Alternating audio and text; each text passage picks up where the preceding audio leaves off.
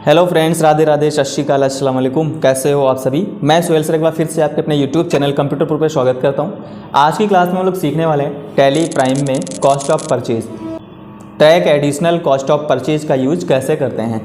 काफ़ी सारे ऐसे ट्रांजेक्शन होते हैं जिसमें हम मार्केट में कुछ परचेज करने जाते हैं और वहाँ पर हमें उसके साथ में कुछ एक्सपेंस करने होते हैं। सपोज दैट मैंने एक मार्केट से चेयर परचेज की और जब चेयर परचेज करने जा रहे थे तो हमारा ऑटो एक्सपेंस लगा या बाइक ऑयल एक्सपेंस लगा। इस तरीके से जो डायरेक्ट एक्सपेंस होते हैं खरीदने के पर्पज़ से वो खर्चा हो गया आपका। तो एक्चुअल जो वैल्यू होती है हमारी वो आइटम की प्लस एक्सपेंस ये होती है। तो इसी को बोलते हैं कॉस्ट ऑफ परचेज। खरीदने की लागत कैसे निकालेंगे। मान लो चेयर 500 की थी, 200 रुपये अलग से एक्सपेंस हो गया तो अब कॉस्ट ऑफ परचेज कितनी हुई आपकी 600 रुपीज़। 400 का आइटम था और 200 रुपये एक्सपेंस था तो टोटल हो गया आपका 600। तो ये आपका है कॉस्ट ऑफ परचेज। तो इसको करने के लिए सबसे पहले टैली प्राइम इस तरीके से ओपन कर लेना है। ओपन करने के बाद आपको आना है अल्टर ऑप्शन में। अल्टर ऑप्शन पे जैसे ही आओगे यहाँ पे एक ऑप्शन मिलेगा वाउचर टाइप। यहाँ पे आके एंटर की यूज कर लेना है। एंटर की यूज करने के बाद आपको यहाँ पे फाइंड कर लेना है परचेज वाउचर। तो परचेज हमारा ये रहा, परचेज पे आके एंटर कर लेना है। थोड़ा सा यहाँ पे अल्ट्रेशन करना पड़ेगा। इट मीन हमें जो सेटिंग्स हम लोग टैली ERP9 में F11 F2 से करते थे वो सेटिंग यहाँ ना करके हमें वाउचर टाइप पे आके अल्टर पे आके परचेज वाउचर सेलेक्ट करना है। और यहाँ पे आपको करना क्या है, लास्ट से सेकेंड ऑप्शन मिल जाएगा आपको track additional cost of purchase. इसको कर लेंगे यस। जैसे यस करेंगे आपके सामने इस तरीके से ऑप्शन यस हो जाएगा और एक्सेप्ट कर लेना है अपने वाउचर को। ये पूरी तरह से आपका वाउचर का अल्ट्रेशन हो चुका है। अब आ जाते हैं बैक। अब बैक आने के बाद आपको आना है वाउचर्स में। वाउचर्स में आके एंटर कर लेंगे। अब हमारे पास कुछ इस तरीके से ये एंट्री दी गई है जिसमें एक आइटम परचेज किया गया होगा कोई और यहाँ पे एक्सपेंस दिया गया है वेजेस एंड फ्रेट इनवर्ड, जिसमें वेजेस दी गई है एंड फ्रेट इनवर्ड दिया गया है। ये दो एक्सपेंस आपके दिए गए हैं और आइटम को परचेज करना है। तो कोई भी एक परचेज की एंट्री करेंगे और उसके साथ में ये वेजेस और फ्रेट इनवर्ड एक्सपेंस हम ऐड करेंगे। तो करेंगे कैसे, सबसे पहले अपने वाउचर्स में आके F9 प्रेस कर लेंगे। F9 जैसे प्रेस करेंगे परचेज वाउचर ओपन हो जाएगा और यहाँ पे आपको पार्टी नाम डाल देना है जहाँ से आप परचेज करने वाले हैं। सपोज दैट हमें अरुण से कुछ खरीदना है तो अल्ट सी किया, अरुण लिखा, एंटर किया और यहाँ पे अंडर डाल दिया संडी क्रेडिटर। संडी क्रेडिटर डाल के इसको एक्सेप्ट कर लेंगे।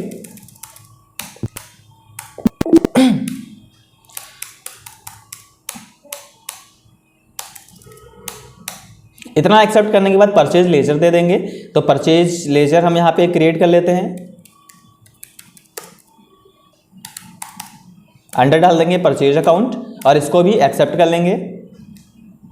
अब यहाँ पे आइटम दे देंगे। मान लो हमें चेयर परचेज करनी है तो चेयर का एक आइटम क्रिएट कर लेंगे। अंडर डाल देंगे यहाँ पे फर्नीचर और इसको एक्सेप्ट कर लेंगे। सॉरी, यहाँ पे यूनिट डालना है, यूनिट आप डाल देंगे। चेयर आप पीसेस में लाते हैं तो पीसेस लिख देंगे यहाँ पे, एक्सेप्ट कर लेंगे इस चीज़ को। अब कितनी चेयर परचेज करनी, मान लो हमने 5 परचेज की तो 5 लिख दिया। एक चेयर के रेट लिख दी हमने यहाँ पे 800, एंटर कर लिया। ये 4000 उसकी कॉस्ट आ गई। ऐसे हम कितने भी आइटम यहाँ पे ऐड करते चले जाएंगे। मान लो यहाँ पे एक स्मार्टफोन परचेज किया, अंडर डाल दिया यहाँ पे इलेक्ट्रॉनिक्स और इसको एक्सेप्ट कर लेंगे। यहाँ पे यूनिट डाल देंगे, यूनिट में पीसेस ही रहेगा। इतना करने के बाद यहाँ पे 2 मोबाइल लिख दिया मैंने और एक की रेट डाल दी 10,000, एंटर। इस तरीके से हम कितने भी आइटम इसमें ऐड करते हुए चले जाएंगे। अब करना क्या है, जैसे ही आपके सारे आइटम हो जाते हैं आपको ध्यान रखना है जब आपका कर्सर होता है अमाउंट के कॉलम में यहाँ पे कुछ इस तरीके से यहाँ से एंटर करना है और फिर से आपका जो कर्सर आ जाएगा वो आएगा स्टॉक आइटम पे। देख सकते हैं यहाँ पे लिखा गया है लिस्ट ऑफ स्टॉक आइटम। तो इतना करने के बाद एक बार और एंटर करना है। कहने का मतलब ये है जब आपका कर्सर आइटम पर होता है तो डबल एंटर कर देना है। तो जैसे डबल एंटर करेंगे यहाँ पे list of ledger account open हो जाएगा। तो जो एक्सपेंस होते हैं वो आपके लेजर्स होते हैं। तो यहाँ पे क्या करेंगे, अपने लेजर क्रिएट कर लेंगे जो एक्सपेंस हैं। तो पहला हमारा था वेजेस, दूसरा है फ्रेट इनवर्ड। यहाँ पे वेजेस बना लेंगे, अंडर डाल देंगे डायरेक्ट एक्सपेंस।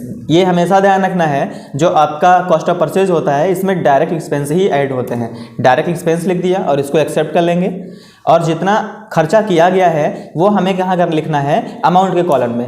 अभी देखेंगे फिलहाल यहाँ पे 24,000 यहाँ पे अमाउंट दिखा रहा है, और जैसे ही हम वेजेस देंगे, मान लो 200 वेजेस पे करी थी मैंने मजदूरी, तो 200 जैसे ही लिखेंगे तो यहाँ पे चार्ज हो जाएगा 24,200।